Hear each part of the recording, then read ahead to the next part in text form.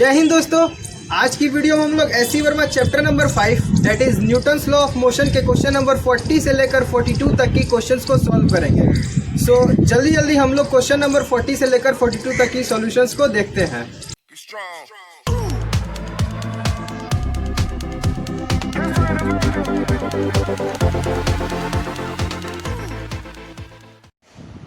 So question number 40 is a block A can slide on a frictionless incline of angle theta and length L kept inside an elevator going up with uniform velocity V as shown in figure 5e22. Find the time taken by the block to slide down the length of the incline if it is released from top of the incline. So friends पहले हम लोग question number 40 का diagram बना लेते हैं। So friends question number 40 में हमारे पास कुछ ऐसा डायग्राम गिवन है जिसमें एक ब्लॉक ए है जो कि एक फ्रिक्शनलेस इंक्लाइन जिसका एंगल थीटा है, एंगल ऑफ इंक्लिनेशन थीटा, उस पर स्लाइड कर सकता है और ए और ये फ्रिक्शनलेस इंक्लाइन के बीच में कोई फ्रिक्शन नहीं है, ठीक है। और इस इंक्लाइन का जो लेंथ है, इंक्लाइंड प्लेन का जो लेंथ है वो हमें एल गिवन है, ठीक है। ये मतलब ये वाली जो लेंथ है वो हमारे पास एल गिवन है, small L, kept inside an elevator going up with uniform velocity v।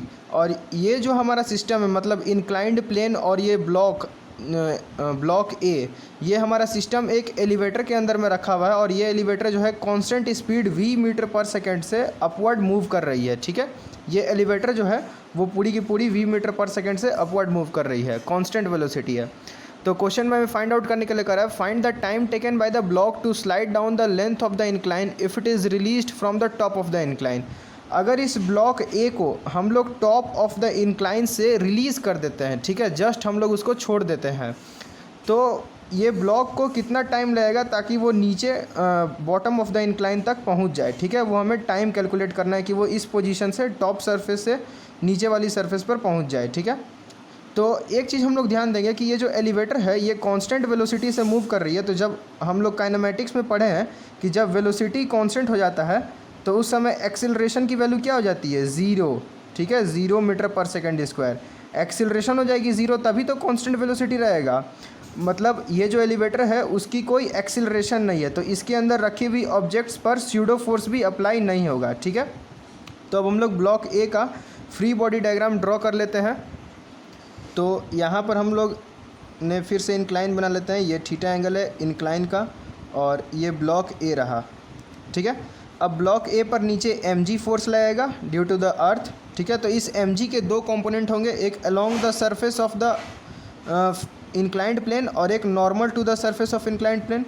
तो मैं यहाँ पे बना देता हूँ ये mg, ठीक है, और एक सरफेस के अलोंग mg का कंपोनेंट विल बी mg क्या आप लोग यहाँ से देख सकते हैं। सपोज़ ये 90 डिग्री का एंगल एक ट्रायंगल बनाएगा, ये 90 minus theta and this will be theta. तो यहाँ पर आएगा mg cos थीटा, यहाँ पर mg cos थीटा और ये बचा हुआ है mg sin थीटा, ठीक है। मतलब ये वाला कंपोनेंट हो गया mg sin थीटा और ये वाली कंपोनेंट हो गई mg cos थीटा, राइट, मैंने यहाँ पर लिख दिया है।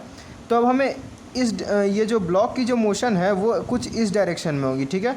तो इस मतलब सरफेस के अलोंग में इसकी मोशन होगी, तो हमें फोर्सेस जो सरफेस के परपेंडिकुलर डायरेक्शन में लग रही हैं that is mg cos theta, उससे हमें कोई मतलब नहीं है, ठीक है। तो हम लोग इसको इग्नोर करके चलेंगे, mg sin थीटा। अब इस ब्लॉक पे फोर्स कितनी लग रही है, force along the surface, force along the surface on block, ठीक है, वो कितना लग रहा है, that is equals to mg sin theta. तो उसके कारण ब्लॉक पे एक्सेलरेशन कितना आएगा, g sin थीटा, ठीक है, फोर्स डिवाइडेड बाय मास, तो यहाँ पर g sin थीटा। अब हम लोग सिंपली यहाँ पर काइनेमेटिक्स का s equals to ut plus half a t square, इस पर हम लोग पुट कर देंगे सारी वैल्यूज़ को, ठीक है। तो s क्या होता है, डिस्प्लेसमेंट। इस ब्लॉक को कितना डिस्प्लेसमेंट ट्रैवल करना है, स्मॉल l, तो यहाँ पर l। इसकी इनिशियल वेलोसिटी 0 थी क्योंकि हमने जस्ट इसको ड्रॉप किया था, रिलीज़ किया था यहाँ से, सॉरी ड्रॉप नहीं रिलीज़ किया था। तो इनिशियल वेलोसिटी 0, तो 0 into t will come out 0, it will be equal to half a t square. तो हाफ इंटू एक्सिलरेशन, एक्सिलरेशन कितनी है, g sin theta, g sin theta into time t square. ये t की value हमें find out करनी है। तो यहाँ से हम लोग लिखेंगे 12 will be equals to g sin theta into t square. तो यहाँ से t square is equals to 12 by g sine theta, ठीक है। तो यहाँ से हमारे पास t की वैल्यू आ जाएगी √12 अपॉन जी साइन थीटा, ठीक है। तो इस ब्लॉक को इतना √12 by g sine theta time लगेगा ताकि वो इस पॉइंट से ये बॉटम सरफेस पर पहुंच जाए, ठीक है। So this is the answer of question number 40. Now let's move to question number 41. So question number 41 is, a car is speeding up on a horizontal road with an acceleration a. Consider the following situations in the car. A ball is suspended from the ceiling through a string and is maintaining a constant angle with the vertical. Find this angle. A block is kept on a smooth incline and does not slip on the incline. Find the angle of the incline with the horizontal. So question number 41 में हमें एक condition assume करने के लिए करा है जिसमें है दिया हुआ है कि एक कार है. सपोज़ ये मैं कार का डायग्राम, एक रफ़ डायग्राम ड्रॉ कर रहा हूँ कार का. ये कार है, उसके दो व्हील्स जो सामने से दिखाई देते हैं, पीछे दो व्हील्स रहेंगे, ठीक है. तो दिस इज़ द कार हम लोग ने एज्यूम कर लिया rough diagram. A car is speeding up on a horizontal road. ये कार जो है एक हॉरिजॉन्टल रोड पर इसकी स्पीड बढ़ रही है, स्पीडिंग अप, स्पीड इसकी बढ़ रही है. और ये जो कार है with acceleration A metre per second square acceleration से वो इस हॉरिजॉन्टल रोड पर मूव कर रही है, ठीक है. तो हमें कुछ कंडीशंस इस कार में अज्यूम करना है. फर्स्ट कंडीशन क्या हम लोग देखते हैं. फर्स्ट कंडीशन है, a ball is suspended from the ceiling through a string and is maintaining a constant angle with the vertical. Find this angle. तो हमें फर्स्ट कंडीशन में कह रहा है कि एक बॉल को हम लोग स्ट्रिंग से सस्पेंड कर दिए हैं. सपोज़ ये बॉल है, इसे हम स्ट्रिंग से सस्पेंड कर दिए और ये जो बॉल है जब ये car a metre per second square से मूव कर रही है तो वो सीधा नहीं सस्पेंडेड है, वो कुछ एक एंगल वर्टिकल से कुछ एंगल बनाते हुए सस्पेंडेड है, ठीक है. मतलब वो ये वर्टिकली नहीं है, वो कुछ थोड़ा सा एंगल बनाते हुए सस्पेंडेड है. ये एंगल सपोज़ हम लोग इस एंगल को थीटा अज्यूम कर लेते हैं, ठीक है. तो क्वेश्चन में हमें यही थीटा एंगल फाइंड आउट करने के लिए कह रहा है, ठीक है. तो first part of the question हम लोग सॉल्व कर रहे हैं. तो अब हम लोग बॉल पे पहले कितनी फोर्सेस लग रही हैं ऑल डायरेक्शंस में हम लोग देखते हैं. तो यहाँ से बॉल, ये सपोज़ सीलिंग हो गया कार का और ये एक स्ट्रिंग से अटैच्ड है, ये हमारा वर्टिकल, और ये यहाँ पर थीटा एंगल हम लोग ने अज्यूम किया कि थीटा एंगल ये बना रहा है. तो स्ट्रिंग में कुछ टेंशन टी होंगी, ठीक है.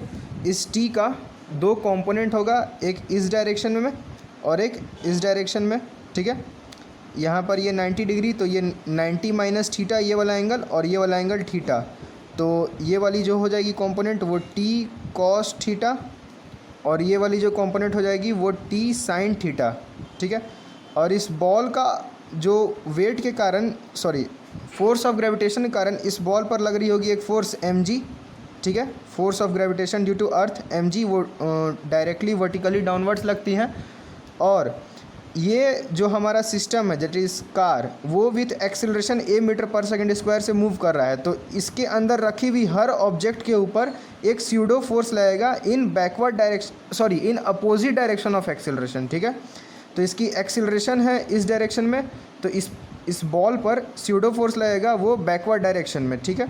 तो इस डायरेक्शन में स्यूडो फोर्स लगेगा ma, mass of object into acceleration of frame of reference. Frame of reference इसके लिए कार है. अब हम इसका फ्री बॉडी डायग्राम को कुछ बढ़िया से यहाँ पर ड्रॉ कर लेते हैं. तो ये बॉल हुआ, इस पे यहाँ पर T sine theta force, tension की साइन वाली कंपोनेंट, यहाँ पर टेंशन की कॉस वाली कंपोनेंट टी कॉस थीटा, ये mg ड्यू टू अर्थ, और यहाँ पर ma स्यूडो फोर्स, ठीक है. अब ये बॉल जो है वो थीटा एंगल बनाई हुई है during the motion of the car. तो मतलब बॉल जो है उस पर सारी फोर्सेस बैलेंस्ड होंगी. तो जितनी भी फोर्सेस इन हॉरिजॉन्टल डायरेक्शन और इन वर्टिकल डायरेक्शन है वो सब एक दूसरे को बैलेंस कर रही होंगी. इसका मतलब हॉरिजॉन्टल डायरेक्शन में जो फोर्सेस हैं टी साइन थीटा और ma, ये एक दूसरे को बैलेंस कर रही होगी. और वर्टिकल डायरेक्शन में जो फोर्सेस है टी कॉस थीटा और mg, ये एक दूसरे को बैलेंस कर रही होगी टी कॉस थीटा और यहाँ से mg, ठीक है. ये हमारा फर्स्ट इक्वेशन, ये हमारा सेकंड इक्वेशन. अब हम लोग क्या करेंगे कि यहाँ से फर्स्ट इक्वेशन और सेकंड इक्वेशन को डिवाइड कर देंगे. तो अगर फर्स्ट और सेकंड इक्वेशन को डिवाइड करते हैं तो यहाँ से देखेंगे t sine theta by t cos theta, it will be equals to ma upon mg हो जाएगा. यहाँ से टी कैंसिल हो गया, mm कैंसिल हो गया. तो यहाँ से आ जाएगा हमारे पास tan theta is equals to a by g. तो therefore theta is equals to tan inverse a upon g. ये हो जाएगा angle made by the ball with the vertical theta. यही थीटा एंगल हम लोग क्वेश्चन में find out करने के लिए करा था और थीटा की वैल्यू मिल गई tan inverse a by g. So this is the solution of first part of question number 41। Now let's see second part of question number 41। तो सेकंड पार्ट में हमें अज्यूम करने के लिए कह रहा है कि फिर से हमें वही कार अज्यूम कर लेना है जो कि acceleration a metre per second square से मूव कर रही थी। तो ये हमारा कार हो गया। अब हमें सेकंड पार्ट में कह रहा है a block is kept on a smooth inclined and does not slip on the incline. तो एक इंक्लाइंड प्लेन रखा हुआ है इस कार के अंदर, ठीक है। सपोज़ ये इंक्लाइंड प्लेन है और इस पे एक ब्लॉक को रखा हुआ है। सपोज़ इस ब्लॉक का मास तो ऐसे क्वेश्चन में गिवन है नहीं, लेकिन हम अज्यूम कर लेते हैं कि इसका मास जो है कुछ m है, स्मॉल m, ठीक है। आगे हमें क्वेश्चन में कह रहा है find the angle of the incline with the horizontal. तो मतलब इस इंक्लाइन, ये जो इंक्लाइंड प्लेन है ये हॉरिजॉन्टल के साथ कितना एंगल बना रहा होगा ये हमें फाइंड आउट करना है। सपोज़ ये एंगल को हम लोग अल्फ़ा एज्यूम कर लेते हैं, ठीक है, कि कुछ अल्फ़ा एंगल ये इंक्लाइन प्लेन बना रहा होगा और ये कार जो है हमें क्वेश्चन में गिवन है acceleration a metre per second square से मूव कर रही है, ठीक है। तो सेम स्यूडो फोर्स वाला कॉन्सेप्ट हम लोग इसमें भी अप्लाई करेंगे। क्या है कि ये जो ब्लॉक है इसके लिए फ्रेम ऑफ रेफरेंस है ये कार, और इसकी जो फ्रेम ऑफ रेफरेंस है वो एक्सिलरेटेड मोशन में है। तो इस ब्लॉक पर एक pseudo force in opposite direction of acceleration apply होगा। बस वही कॉन्सेप्ट हम लोग को यहाँ पर अप्लाई करना है। तो ब्लॉक पर हम लोग फ्री बॉडी डायग्राम ड्रॉ करते हैं ब्लॉक के लिए। तो ये एंगल अल्फ़ा हमने अज्यूम किया है, इंक्लाइंड की इंक्लिनेशन जो है वो अल्फ़ा हमने अज्यूम कर लिया। ये हो गया m मास का ब्लॉक, इस पे pseudo force in opposite direction of acceleration of frame of reference. Acceleration of frame of reference है इस डायरेक्शन में, तो स्यूडो फोर्स इस पे अपोजिट डायरेक्शन में लगेगा। और कितना होता है pseudo force? Mass of object into acceleration of frame of reference ma, ठीक है। अब इस स्यूडो फोर्स का दो कंपोनेंट आएगा, एक अलोंग द सरफेस, ठीक है, और एक परपेंडिकुलर टू द सरफेस, ठीक है। तो ये एंगल अल्फ़ा हो जाएगी कॉरेस्पॉन्डिंग एंगल से। ये दोनों तो हॉरिजॉन्टल है, लगभग पैरेलल लाइंस है, और ये बीच में ट्रांसवर्सल, तो ये अल्फ़ा अल्फ़ा एंगल सेम हो गया। तो इस ma की कंपोनेंट हम लोग यहाँ पर इस डायरेक्शन में लिखेंगे ma कॉस अल्फ़ा, और इस डायरेक्शन में लिखेंगे ma साइन अल्फ़ा। मोशन किस डायरेक्शन में हो रही है? इसी डायरेक्शन में होनी है। मोशन तो परपेंडिकुलर टू द प्लेन होगा नहीं, क्योंकि ये ब्लॉक तो प्लेन को फोड़ करके अंदर नहीं घुस जाएगा, तोड़ के अंदर नहीं घुसेगा। जो भी होगा तो इस प्लेन के अलॉन्ग में ही मोशन होगा। तो हमें परपेंडिकुलर टू द प्लेन में जितनी फोर्सेस आएगी उसको हमको इग्नोर करना है, ठीक है। ma साइन अल्फ़ा को हम लोग इग्नोर कर देंगे। और ये भी कह रहा है कि ये जो इंक्लाइंड प्लेन है ये हमारा स्मूथ है, फ्रिक्शनलेस है, इसमें कोई फ्रिक्शन नहीं है। तो यहाँ पर नॉर्मल फोर्स की तो बात ही रह गई। अब हम लोग इस पर mg wait of the object, जो फोर्स अप्लाइड बाय ग्रेविटेशन, ये हम लोग देखते हैं। तो ये हो गया अल्फ़ा एंगल। यहाँ पर ये ब्लॉक m मास का, इस पे mg फोर्स डाउनवर्ड लगेगा mg, ठीक है। इस mg के दो कंपोनेंट होंगे, एक अलोंग द सरफेस और एक पैरेलल टू द सरफेस, ठीक है। ये 90 डिग्री, ये एंगल हो जाएगा 90 माइनस अल्फ़ा, तो ये एंगल भी अल्फ़ा। तो इस डायरेक्शन में आएगा mg कॉस अल्फ़ा और इस डायरेक्शन में mg साइन अल्फ़ा, ठीक है। ये आपने वेक्टर में पढ़ी होगी कि वेक्टर को कैसे रिजोल्यूट करते हैं, resolution of vectors in two perpendicular directions, ये तो आप लोगों ने पढ़ा ही होगा। तो यहाँ पर हो गया mg cos alpha mg sine alpha. वैसे कोई बात नहीं, अगर आप में से किसी को अगर समझ में नहीं आ रहा होगा कि मैंने कैसे कैसे इसको रिजॉल्व किया, तो आप लोग कमेंट सेक्शन में कमेंट कर दीजिएगा मुझे, कि रिजोल्यूशन ऑफ वेक्टर्स बताने के लिए मैं उस पर एक अलग से वीडियो बना दूँगा। तो हम लोग यहाँ पर देखते हैं इस ब्लॉक पर ये जो परपेंडिकुलर टू द सरफेस जो फोर्स लग रही है उसे हमें रिजेक्ट करना है। मैंने पहले ही कह दिया है कि मोशन जो है वो इस डायरेक्शन में हो रहा है, ना कि परपेंडिकुलर टू द सरफेस। तो इस फोर्स को और इस फोर्स को हम लोग रिजेक्ट कर देंगे। तो बची हुई फोर्सेस अलोंग द सरफेस कौन सी हो गई? ये ma कॉस अल्फ़ा और इस डायरेक्शन में नीचे में mg साइन अल्फ़ा। तो अलोंग द सरफेस इस ब्लॉक पर हम लोग नेट रिजल्टेंट फोर्सेस को ड्रॉ कर लेते हैं। ये अल्फ़ा, यहाँ पर आ गया हमारे पास ma कॉस अल्फ़ा और इस डायरेक्शन में mg साइन अल्फ़ा। अब देखिए अब क्वेश्चन में हमें क्या कर रहा है कि ये जो ब्लॉक है ये कहीं मूव नहीं कर रही है, ठीक है, इसको रेस्ट में रखना है। तो इसका एंगल कितना होगा, ये अल्फ़ा हमें फाइंड आउट करने के लिए कहा था। तो अगर इसको रेस्ट में रखना है तो दोनों फोर्सेस जो है वो एक दूसरे को बैलेंस करेंगी, कैंसिल आउट करेंगी। तो इसका मतलब m a cos alpha will be equals to m g sine alpha, ठीक है, एम एम कैंसिल हो गया। यहाँ से हम लोग लिखेंगे a upon g will be equals to sine alpha upon cos alpha, ठीक है, ये जी को हमने इधर भेजा, कॉस अल्फ़ा को नीचे। अब हम लोग यहाँ से देखेंगे ये हो जाएगा tan alpha, tan alpha will be equals to a upon g. तो यहाँ से अल्फ़ा की वैल्यू हमारे पास निकल के आ गई, alpha will be equals to tan inverse a upon g. So जो इंक्लाइंड प्लेन का जो एंगल होगा अल्फ़ा वो होगा tan inverse a by g. So this is the answer of question number 41. Now let's move to question number 42. So friends, question number 42 is, a block is kept on the floor of an elevator at rest. The elevator starts descending with an acceleration of 12 meter per second square. Find the displacement of the block during the first 0.2 second after the start. Take g equal to 10 meter per second square. So हमें question में ये कह रहा है कि एक elevator है, suppose ये मैं एलिवेटर एक बॉक्स के रूप में दिखा रहा हूँ, ये एक एलिवेटर है और इसके अंदर एक ब्लॉक रखा हुआ है, ठीक है, ये ब्लॉक इसकी ये ब्लॉक है, ठीक है, और आगे हमें क्वेश्चन में करा है, a block is kept on the floor of an elevator at rest. और ये जो एलिवेटर है ये शुरुआत में अभी रेस्ट पे है, ठीक है, इनिशियली ये रेस्ट पे है। The elevator starts descending with an acceleration of 12 metre per second square.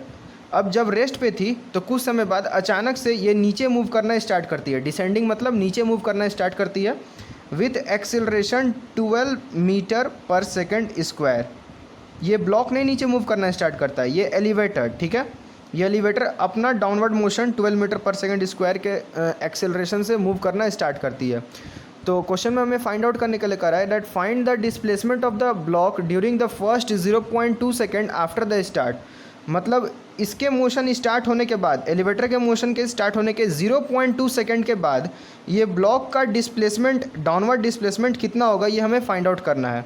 ये एलिवेटर डाउनवर्ड मूव करेगी तो ये ब्लॉक भी इसके साथ डाउनवर्ड मूव करेगा, लेकिन ये एलिवेटर जो है वो 12 मीटर पर सेकेंड स्क्वायर से मूव कर रही है और इस ब्लॉक को नीचे खींचने वाला फोर्स सिर्फ weight of the block that is m g ही है। और इस ब्लॉक की जो एक्सेलरेशन निकल के आएगी, एक्सेलरेशन ऑफ ब्लॉक, वो कितना हो जाएगा जी, और जी की वैल्यू हमें 10 मीटर पर सेकेंड स्क्वायर लेने के लिए कहा है क्वेश्चन में, take g equal to 10 metre per second square.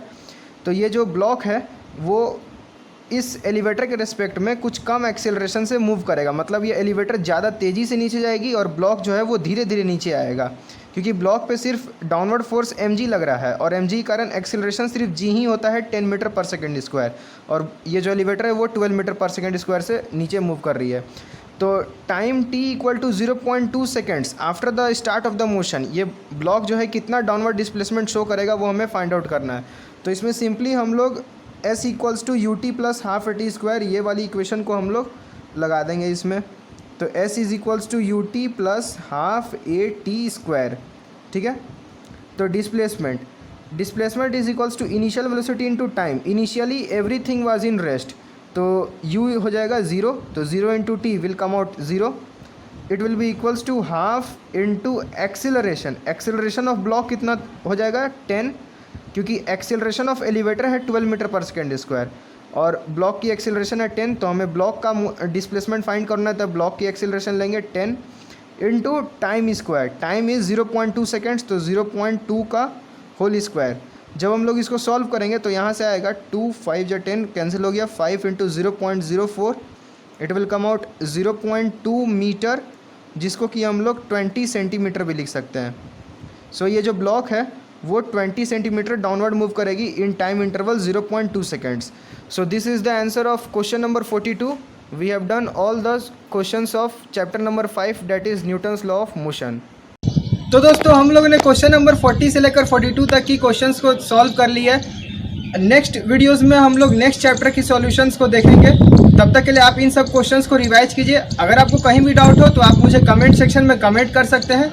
अगर आपकी डाउट्स मेरे वीडियोस को देखकर क्लियर हो गई हो तो आप एक लाइक बटन ठोक दें। और हाँ, एक बात मैं आपको और बताना चाहता हूँ, अगर आपको रिजोल्यूशन ऑफ वेक्टर्स जो कि क्वेश्चन नंबर 41 में गिवन है, जिस मेथड से मैंने समझाया रिजोल्यूशन ऑफ वेक्टर मेथड से, अगर आपको वो नहीं समझ में आया तो आप मुझे कमेंट कर दीजिएगा, मैं इस पर एक अलग से वीडियोज़ को बना दूँगा।